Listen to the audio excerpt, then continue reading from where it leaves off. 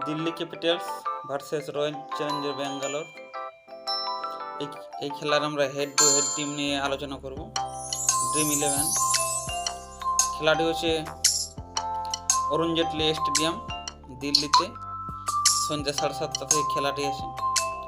R head to head টিমে কীরকম team থাকবে সেই নিয়ে আমরা আলোচনা করব। খেলাটি কোন প্লেয়ার কত পয়েন্ট দিয়েছে, কার কত রান রয়েছে। এখন পর্যন্ত রয়্যাল চ্যালেঞ্জার্স ব্যাঙ্গালোর আর দিল্লির মধ্যে 4টি খেলা হয়েছে, তার মধ্যে দিল্লি জিতেছে 4টি। এবং লাস্ট 10টা ম্যাচে দেখি তো দিল্লি 4টে জিতেছে, আরসিবি একটাও জিতেনি। পয়েন্ট টেবিল যদি আমরা দেখি তো দিল্লি টোটাল 8টি ম্যাচ খেলেছে, তার মধ্যে 6টে জিতেছে এবং 2টো হেরেছে, 12 পয়েন্ট। এবং ব্যাঙ্গালোর 8টি খেলেছে, 4টে জিতেছে, 4টে হেরেছে এবং 8 পয়েন্ট। এবং এলসি পেরি 8 ইনিংসে টোটাল 702 পয়েন্ট দিয়েছে। রিচা ঘোষ 9 ইনিংসে 527 পয়েন্ট দিয়েছে। এবং মার্জিনা ক্যাপ 6টা ইনিংসে 482 পয়েন্ট দিয়েছে। হেড টু হেডে এবং জেস জনসন 6টা ইনিংসে মোট 477 পয়েন্ট দিয়েছে। এবং ম্যাগল্যানিং 8টা ইনিংসে মোট 454 পয়েন্ট দিয়েছে। এবং এলসি পেরি 8 ইনিংসে 312 পয়েন্ট দিয়েছে। ম্যাগল্যানিং 8 ইনিংসে 308 রান করেছে। এবং এলসি পেরি 8 ইনিংসে 312 রান করেছে। এবং সিটি মন্দন 9 ইনিংসে 269 রান করেছে টোটাল রান।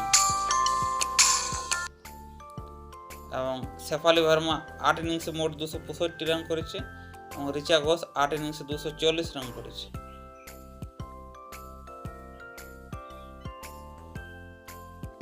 এবং মার্জিনা ক্যাপ 6টা ইনিংসে 11 উইকেট নিয়েছে। জেস জনসন 6টা ইনিংসে 11 উইকেট নিয়েছে। এবং রাধা যাদব 8 ইনিংসে 10টা উইকেট নিয়েছে।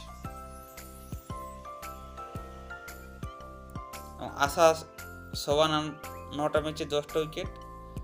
এবং শ্রেয়াঙ্কা পাটিল 7টা ম্যাচে 10টা উইকেট নিয়েছে। এবং 9টা ইনিংসে সিটি মন্দন হাইস্ট স্কোর হচ্ছে 80 রান। এবং এক কেপসি 7টা ইনিংসে হাইস্ট স্কোর 75 রান।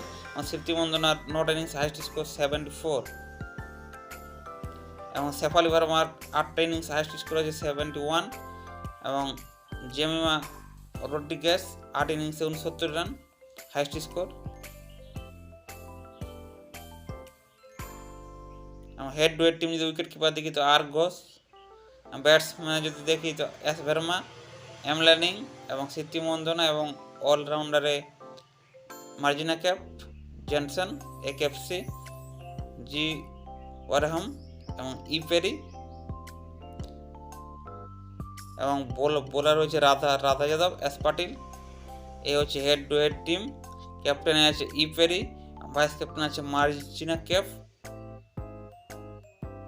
এই চ্যানেলটি ভালো লাগলে সাবস্ক্রাইব করে দেবেন। এরকম ভিডিও পেতে চ্যানেলটি সাবস্ক্রাইব করুন এবং ভিডিও লাইক করুন।